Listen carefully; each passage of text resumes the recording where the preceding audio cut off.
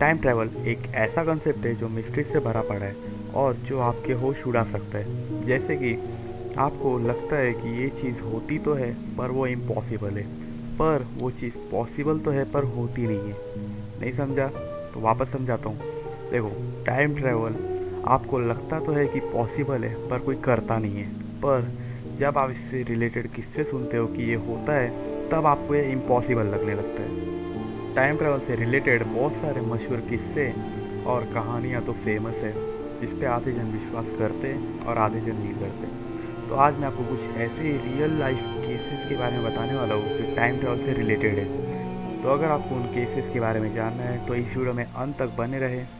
और अगर आपने इस चैनल को सब्सक्राइब नहीं किया है तो सब्सक्राइब कर दो यार। तो चलिए फिर इस वीडियो को स्टार्ट करते हैं।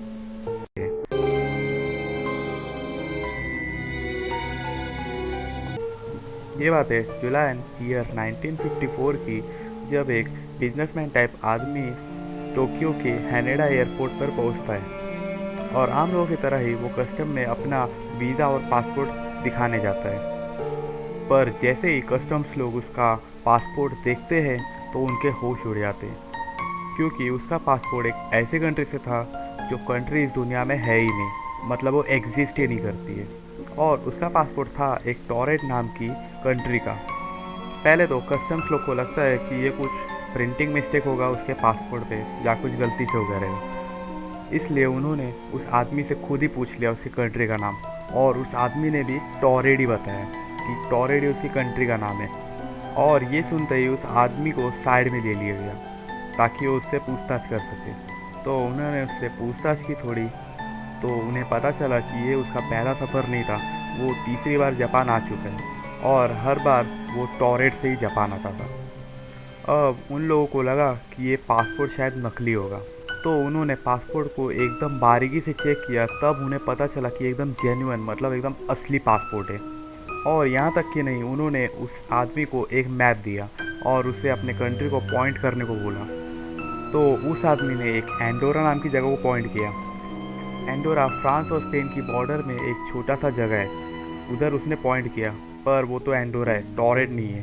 पर उस मैप को देखने के बाद उल्टा वही आदमी चिंता में पड़ गया, क्योंकि उसे अपना कंट्री टॉरेट इसमें मैप में दिखाई नहीं। तो वो उनसे खुद पूछने लगा कि इसमें टॉरेट तो है ही नहीं। और उसने यह भी बताया कि टॉरेट 1000 सालों से एग्जिस्ट करता है, पर रियल में तो टॉरेट है ही नहीं। और इतनी पूछताछ करने के बाद वो आदमी भी एकदम पक चुका था, इसलिए वो उनसे आर्ग्यू करने लगते हैं। अभी आर्ग्यू करते ही लास्ट में वो आदमी अपने होटल का उन्हें पता देता है और उन्हें अपनी कंपनी का नाम भी बताता है। फिर वो पुलिस वाले उस होटल में पता करते, पर उस होटल में ऐसा कोई भी नाम का शख्स कभी आया ही नहीं था। मतलब उस होटल में उस आदमी का चेक इन कभी हुआ ही नहीं था। पर एक बात और थी कि उस आदमी ने जो कंपनी का नाम बताया उन्हें, वो कंपनी जापान में एग्जिस्ट करती है पर टॉरेट में नहीं करती। अब पुलिस को लगा कि ये आदमी कोई बहुत बड़ा क्रिमिनल होगा जिसने ऐसा पासपोर्ट बनवाया है जो दूसरे कंट्री का है पर फिर भी जेन्युइन लगे। तो इसीलिए इसे क्रिमिनल समझकर उन्होंने इसे एक होटल में, मतलब उधर ही एयरपोर्ट के पास किसी होटल में इसे रहने के लिए भेज दिया गया। और ये आदमी उस होटल से भाग ना सके, इसलिए इसके रूम के आगे उन्होंने 2 बॉडीगार्ड्स को भी रख दिया। पर अगले दिन जब पुलिस ऑफिसर्स वापस उससे पूछताछ करने गए, तब रूम में जाते ही उनके होश उड़ गए, क्योंकि वो आदमी रूम में कहीं भी नहीं था।